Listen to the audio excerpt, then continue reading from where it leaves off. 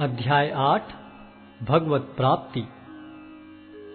अर्जुन ने कहा, हे भगवान, हे पुरुषोत्तम, ब्रह्म क्या है, आत्मा क्या है, सकाम कर्म क्या है, यह भौतिक जगत क्या है तथा देवता क्या है? कृपा करके यह सब मुझे बताइए। हे मधुसूदन, यज्ञ का स्वामी कौन है और वह शरीर में कैसे रहता है, और मृत्यु के समय भक्ति में लगे रहने वाले आपको कैसे जान पाते हैं? भगवान ने कहा, अविनाशी और दिव्य जीव ब्रह्म कहलाता है और उसका नित्य स्वभाव अध्यात्म या आत्म कहलाता है। जीवों के भौतिक शरीर से संबंधित गतिविधि कर्म या सकाम कर्म कहलाती है। हे देहधारियों में श्रेष्ठ, निरंतर परिवर्तनशील यह भौतिक प्रकृति अधिभूत कहलाती है। भगवान का विराट रूप, जिसमें सूर्य तथा चंद्र जैसे समस्त देवता सम्मिलित हैं, अधिदैव कहलाता है तथा प्रत्येक देहधारी के हृदय में परमात्मा स्वरूप स्थित मैं परमेश्वर अधियज्ञ कहलाता हूँ।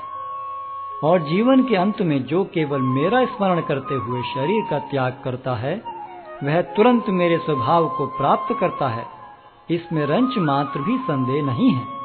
हे कुंती पुत्र, शरीर त्यागते समय मनुष्य जिस जिस भाव का स्मरण करता है, वह उस भाव को निश्चित रूप से प्राप्त होता है।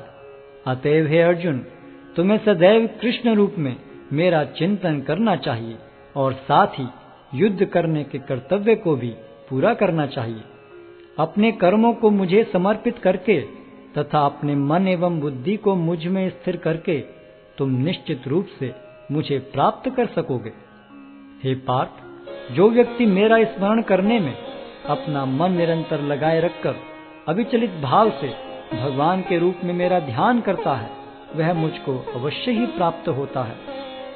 मनुष्य को चाहिए कि परम पुरुष का ध्यान सर्वज्ञ, पुरातन, नियंता, लघुतम से भी लघुतर, प्रत्येक का पालन करता, समस्त भौतिक बुद्धि से परे, अचिंत्य तथा नित्य पुरुष के रूप में करे। वे सूर्य की भांति तेजवान हैं और इस भौतिक प्रकृति से परे दिव्य रूप हैं। मृत्यु के समय जो व्यक्ति अपने प्राण को भौहों के मध्य स्थिर कर लेता है और योग शक्ति के द्वारा अविचलित मन से पूर्ण भक्ति के साथ परमेश्वर के स्मरण में अपने को लगाता है, वह निश्चित रूप से भगवान को प्राप्त होता है।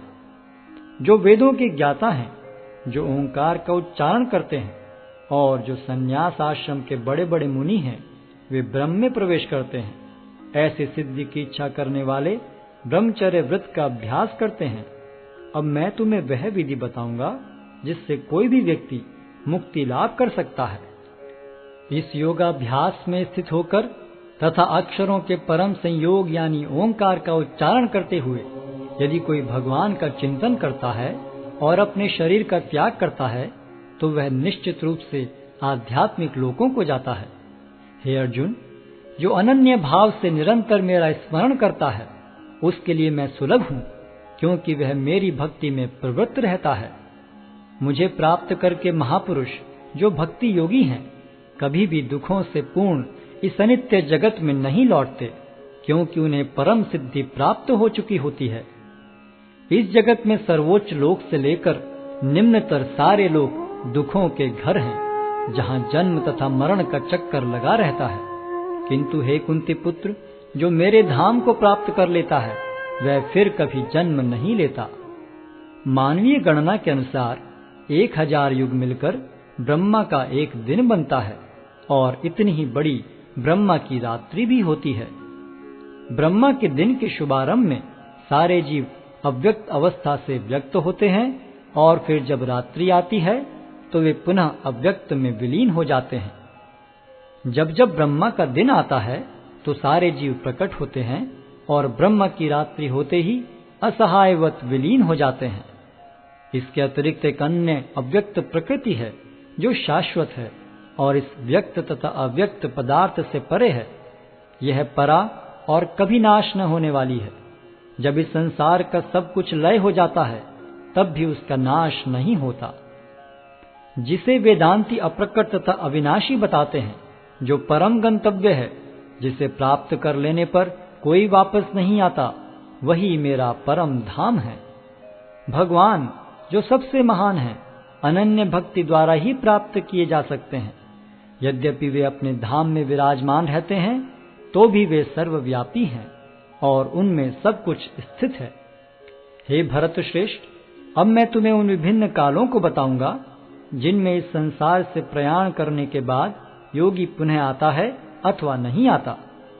जो पर ब्रह्म के ज्ञाता हैं, वे अग्निदेव के प्रभाव में, प्रकाश में, दिन के शुभ क्षण में, शुक्ल पक्ष में या जब सूर्य उत्तरायण में रहता है, उन 6 मासों में इस संसार से शरीर त्याग करने पर उस पर ब्रह्म को प्राप्त करते हैं। जो योगी धुएं, रात्रि, कृष्ण पक्ष में या सूर्य के दक्षिणायन रहने के 6 महीनों में दिवंगत होता है, वह चंद्रलोक को जाता है, किंतु वहां से पुनः चला आता है। वैदिक मतानुसार इस संसार से प्रयाण करने के 2 मार्ग हैं, एक प्रकाश का तथा दूसरा अंधकार का। जब मनुष्य प्रकाश के मार्ग से जाता है तो वह वापस नहीं आता, किंतु अंधकार के मार्ग से जाने वाला पुनः लौट कर आता है।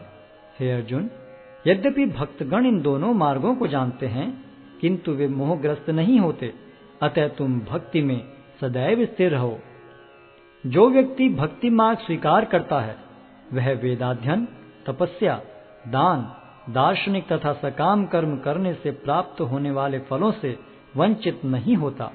वह मात्र भक्ति संपन्न करके इन समस्त फलों की प्राप्ति करता है और अंत में परम नित्य धाम को प्राप्त होता है।